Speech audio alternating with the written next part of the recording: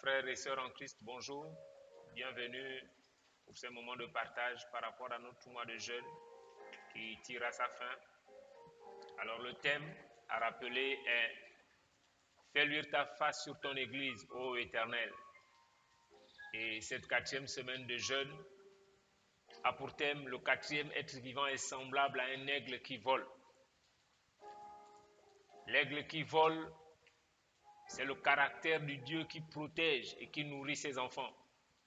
L'aigle qui vole nous rassure, nous donne de l'assurance pour nous approprier le secours de Dieu. Et le thème de ce mercredi 1er avril 2020, c'est Christ ma forteresse, ma haute retraite, mon refuge. Christ ma forteresse, ma haute retraite, mon refuge. Donc le premier point que nous allons voir, c'est Christ ma forteresse. Christ, ce lieu fort, cette citadelle, ce palais où je suis sécurisé.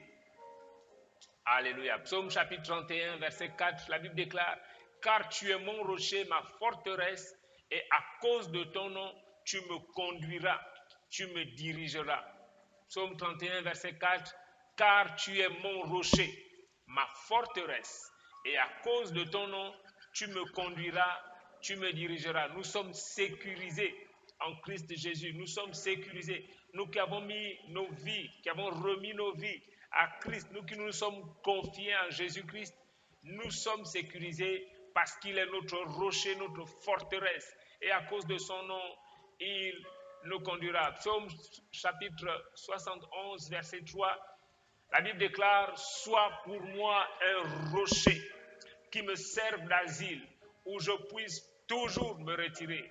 Tu as résolu de me sauver car tu es mon rocher et ma forteresse. » Nous sommes une fois encore au travers de ce texte rassurés de la sécurité qui nous vient de Dieu, qui nous vient au nom de Jésus-Christ de Nazareth. Sois pour moi un rocher qui me serve d'asile, où je puisse toujours me retirer. Je veux être rassuré que en toute occasion, en toute circonstance, peu importe les temps, les événements, les circonstances, peu importe les jours, les mois, les semaines de l'année, peu importe les années, peu importe que je sois jeune, que je sois adulte, que je sois même du 3e âge, peu importe les temps, les événements, les circonstances, je peux toujours me retirer en Christ. Il est un asile pour moi, il est un rocher pour moi. Et la Bible déclare pour couronner le tout, tu as résolu de me sauver. La Bible nous apprend que Dieu a pris la résolution. Une résolution, c'est une décision qui est ferme. Une résolution, c'est une décision sur laquelle on n'a pas envie de revenir. Et surtout si la personne qui a pris la résolution, c'est l'Éternel des armées, le Dieu Tout-Puissant, le Créateur du ciel et de la terre. Tu as résolu de me sauver, car tu es mon rocher et ma forteresse. Si Dieu a pris une résolution, alors c'est réglé. Nous sommes dans un monde où de temps en temps, les hommes sont appelés à prendre des résolutions. Et nous entendons parler des résolutions des Nations Unies. Les Nations Unies prennent des résolutions sur la base d'une situation. Et puis, 1 an plus tard, 10 ans plus tard, on peut se rendre compte que cette résolution est devenue caduque pour telle ou telle autre raison. Mais si Dieu a résolu de te sauver, mon frère, alors c'est réglé. Alors tu es tranquille, tu es en sécurité, tu n'as rien, absolument rien à craindre, tu es sécurisé.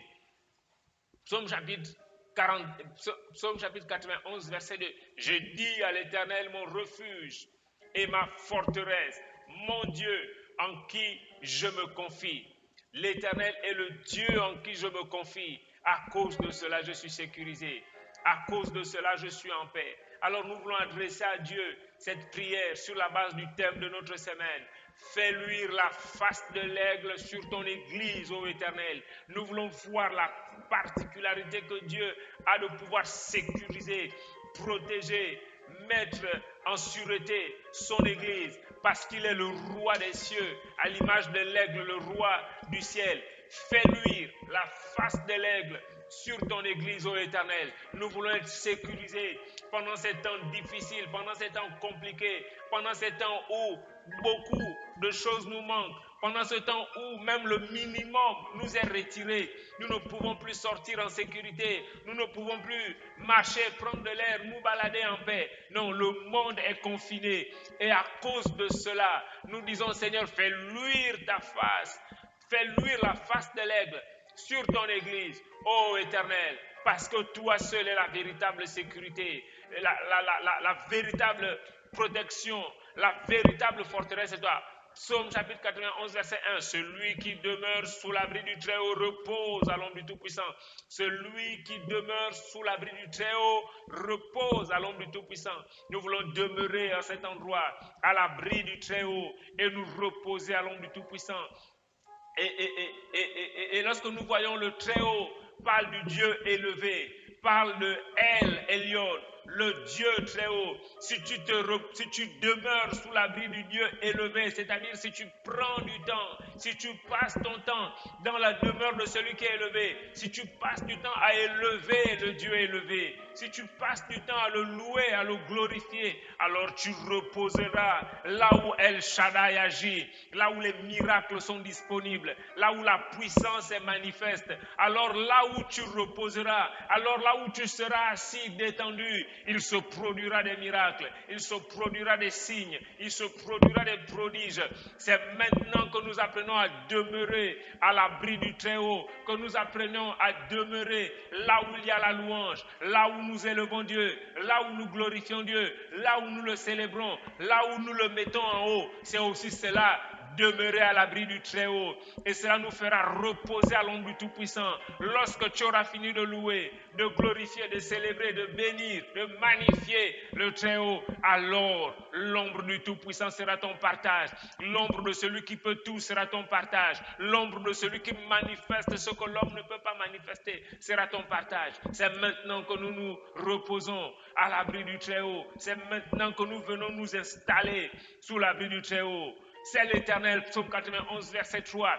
C'est l'Éternel qui me délivre des pièges que l'on tend devant moi et de la peste et de ses ravages. La peste n'est tout autre à l'heure où nous parlons que le coronavirus. C'est une peste, c'est une pandémie, c'est une agression sur le plan sanitaire à l'endroit de toute la planète. Mais la Bible dit, c'est l'Éternel qui me délivre des pièges que l'on tend devant moi et de la peste et de ses ravages. C'est l'Éternel qui me délivre du corona et de ses ravages. Alors nous voulons faire cette prière. Porte-moi sur des ailes d'aigle et amène-moi vers toi, ô Éternel. Toi l'aigle souverain, toi l'aigle des aigles. Porte-moi sur des ailes d'aigle et amène-moi vers toi, ô Éternel. Nous voulons faire cette prière. Porte-moi sur des ailes d'aigle et amène-moi vers toi, ô Éternel. Le deuxième point que nous voulons voir ce soir, c'est Christ, ma haute retraite. Christ, ma haute retraite. Christ, la hauteur fortifiée, la haute muraille de ma vie. C'est Christ. Psaume chapitre 46, verset 8. L'Éternel des armées est avec nous. Le Dieu de Jacob est pour nous une haute retraite. Je reprends. L'Éternel des armées est avec nous. Le Dieu de Jacob est pour nous une haute retraite. Si l'Éternel est avec nous, alors nous sommes sécurisés comme nous le disons depuis le début de ce temps de partage. Psaume 48, verset 4. Dieu dans ses palais est connu pour une haute retraite. Dieu dans ses palais. Et le Dieu que nous servons nous invite à sa présence. Ça veut dire dans ses palais. Mais si nous sommes dans ses palais, si nous sommes dans sa présence, alors la Bible dit qu'il est connu pour une haute retraite. Nous sommes sécurisés si nous apprenons à passer du temps dans la présence de Dieu par la prière, par la louange, par l'adoration, par la méditation de la parole, par l'étude de la parole de Dieu. Nous sommes sécurisés dans ces palais. Psaume 59, verset 10.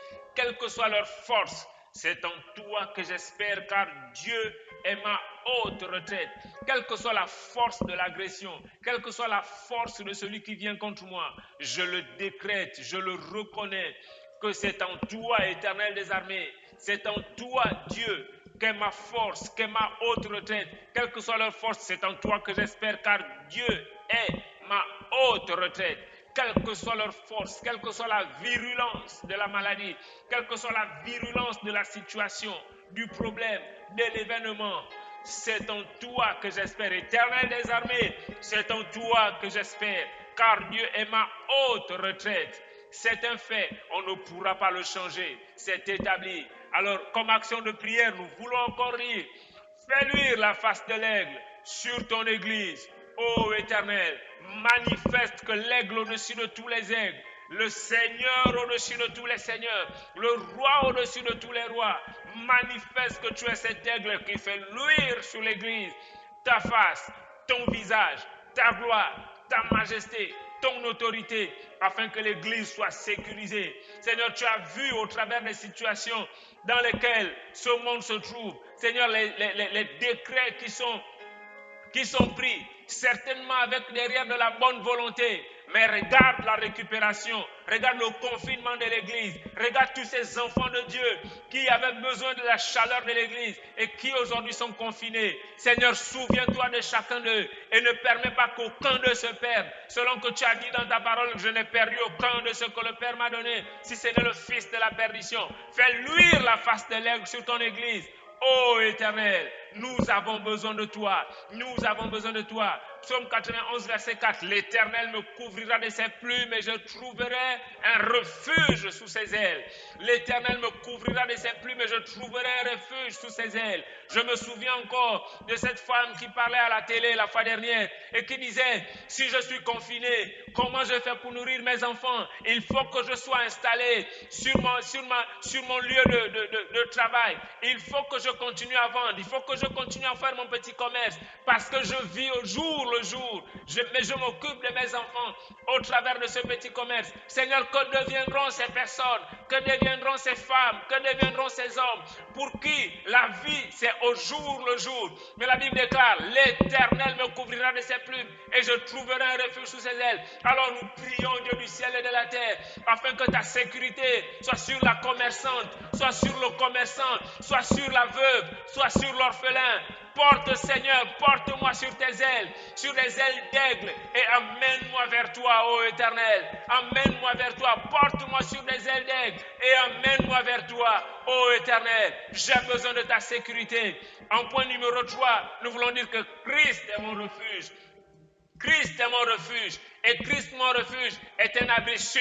Est un abri sûr pour la protection. Seigneur, je suis protégé en toi. Je suis sécurisé en toi.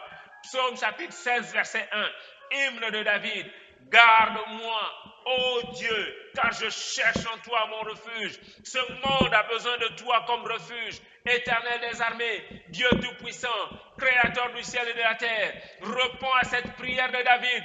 Garde-moi, ô Dieu, car je cherche en toi mon refuge.